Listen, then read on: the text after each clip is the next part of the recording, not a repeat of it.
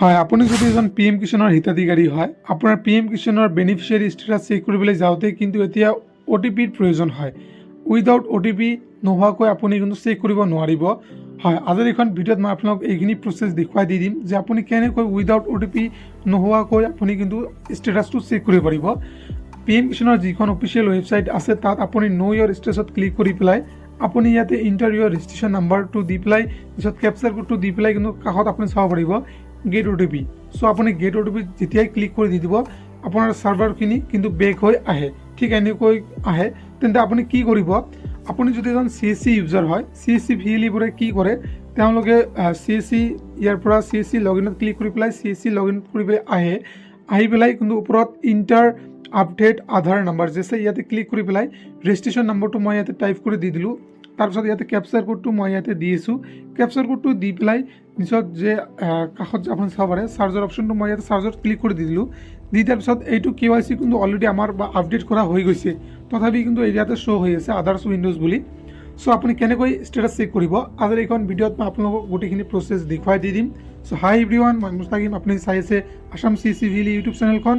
আজিৰ এইখন ভিডিঅ'ত মই আপোনালোক দেখুৱাবলৈ গৈছোঁ আপুনি PM কিষাণৰ ষ্টেটাছ চেক কৰিবলৈ যাওঁতে কোনো ধৰণৰ OTPৰ প্ৰয়োজন নহয়। তো কেনেকৈ চেক কৰিব সেইটো প্ৰচেছ মই আপোনালোকক কৈ দি দিওঁ। সো আপুনি আপোনাৰ যিকোনো এখন চাৰ্চ ব্ৰাউজাৰত গৈ পেলাই চাৰ্চ কৰি দি দিব যে DBT বেনিফিচিয়াৰী ষ্টেটাছ বুলি চাৰ্চ কৰি দি দিব। সো চাৰ্চ কৰি দিলে যিখিনি অফিচিয়েল ৱেবছাইট প্ৰথমতে খোল খায় তাত আপুনি ক্লিক কৰি দি দিব। সো ইয়াতে ক্লিক কৰি দি দিলে আপুনি চাব পাৰিব DBT ষ্টেটাছ ফৰ বেনিফিচিয়াৰী বুলি দিয়া আছে। সো আপুনি কি কৰিব, ইয়াৰ পৰা কিন্তু আপুনি PM কিষাণৰ আৰু NPSৰ ষ্টেটাছ ইয়াৰ পৰা কিন্তু চাব পাৰে।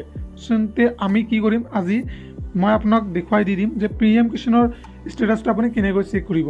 সো এই ওপৰত আপুনি ছেকেণ্ডত দিয়া আছে যে PM কিষাণ, ইয়াতে আপুনি PM কিষাণ ছিলেক্ট কৰিব। PM কিষাণ ছিলেক্ট কৰাৰ পিছত ইয়াতে বেনিফিচিয়াৰী পে'মেণ্ট অপশ্যন আছে যে ইয়াতে আপুনি বেনিফিচিয়াৰীত ক্লিক কৰি দি দিব।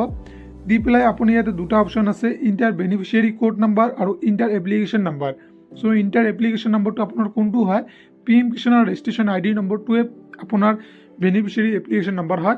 ইয়াতে টাইপ কৰি দি দিয়াৰ পিছত যে কেপচাৰ কোডটো আছে সেই কেপচাৰ কোডটো আপুনি ইয়াতে বাৰু ছেম টু ছেম দি পেলাই নিচত চাৰ্জত বাৰু ক্লিক কৰি দি দিব। তো চাৰ্জত ক্লিক কৰি দি দিলে আপোনাৰ ইয়াতে চাব পাৰিব বেনিফিচিয়াৰী নেমটো আহি গৈছে, বেনিফিচিয়াৰী কোড নম্বৰটো আহি গৈছে আৰু যিটো একাউণ্ট লিংক কৰা আছে PM কিষাণৰ লগত সেইটো একাউণ্ট নম্বৰ ইয়াতে দিয়া আছে।